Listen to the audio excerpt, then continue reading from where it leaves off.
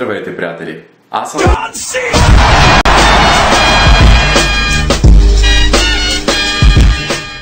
Това е видеоревю на Lenovo S60. Телефонът е предоставен от слушалка.com. За повече информация за цената, номер за поръчка и всичко останало, посетете техния уебсайт. Да, Lenovo S60 е бюджетен смартфон, но идва окомплектован повече от добре. С слушалки, гумен кълъв и дори скрин протектор. Когато го извадите от кутията, също няма да останете недоволни.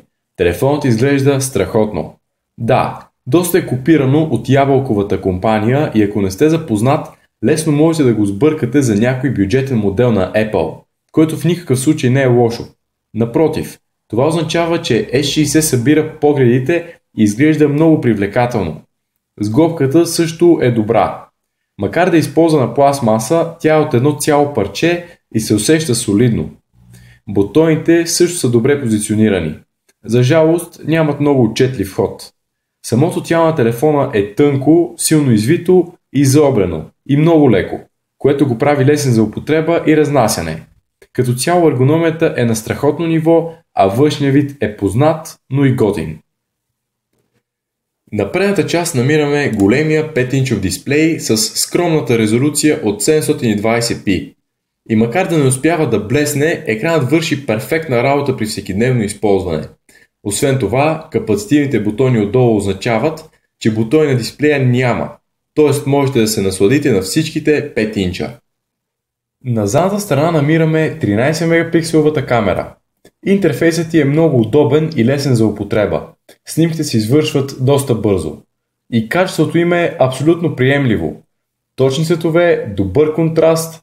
Честно казано, останах доста доволен от камерата. Предната също се представя чудесно със своите 5 мегапиксела.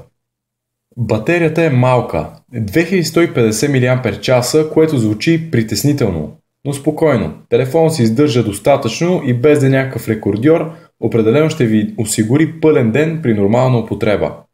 Телефонът е подкрепен и от солиден хардуер.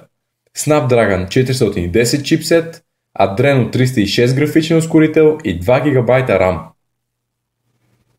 С такъв хардуер очаквах всичко да върви гладко и безпроблемно.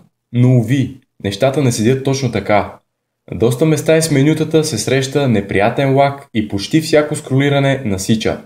Мултитаскинг секцията е най-бавната, която съм ползвал от доста време насам, като не само насича доста, а понякога изобщо отказва да се включи или да работи. При заключен екран пък от време на време телефонът просто не реагира и не иска да се отключи и чак след няколко пъти позволява. Просто навсякъде се държи непредсказуемо. И точно това ме очудва. Страхотният хардуер би трябвало да задвижва всичко супер, а ту го прави, ту не. Това е неприятно при всекидневна употреба, защото не знаете кога можете да разчитате на телефона си. Иначе в много случаи нещата вървят гладко, но ми се иска винаги и навсякъде да е така. Всичко това е въпрос на няколко софтуерни апдейта, които най-вероятно скоро ще пристигнат. За сега обаче положението е такова. Софтуера е незадоволителен. И след всичко казано до тук, заслужава ли си Lenovo S60?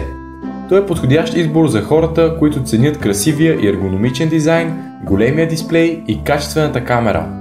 На разположение са също две SIM карти и много аксесуари в окомплектовката. Това далеч не е перфектният ефтин смартфон, но все пак има своето отредено място в бюджетния клас. Надявам се видеото да ви е харесало. Ако е така, абонирайте за канала ми с бутона под клипа и давайте повече нагоре. А също така в коментарите напишете кой телефон искате да бъде ревюиран следващ и ние ще го направим. Това от мен сега. Чао!